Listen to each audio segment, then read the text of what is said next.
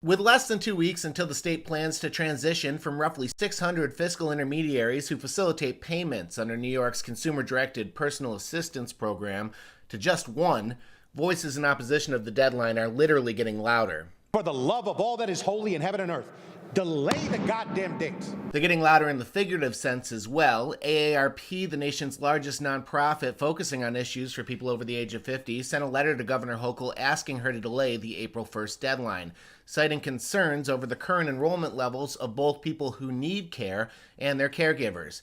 And during a Wednesday rally, Senator Leroy Comrie reiterated the request he and 8 other senators made in a letter to Hochul last week, that she issue an executive order pushing the transition to June 1st.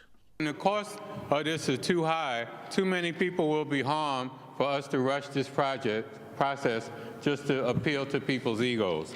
The governor's office, however, says much-needed CDPAP reforms are still on track, with 180,000 consumers that have, quote, taken action as part of the transition and 150,000 workers who have started or completed the process.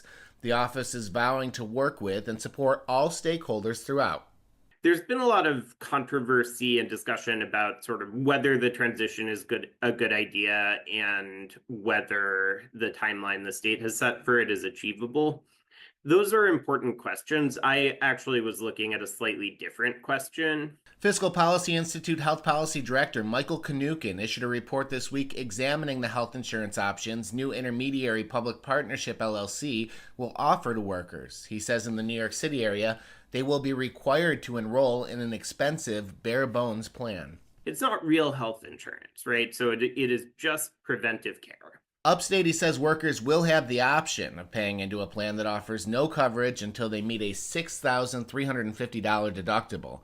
While he says enrolling in that plan is not a requirement, it does create another set of issues. A lot of sources of coverage for these workers will say, look, if you're offered another source of coverage, if you're on your spouse's plan, but you could get coverage through your own employer, you're obligated to take it, and you're not eligible for the insurance you're already on. Knukin says if the governor isn't willing to extend the entire transition deadline, the state should at least delay offering the health insurance for several months to figure those issues out.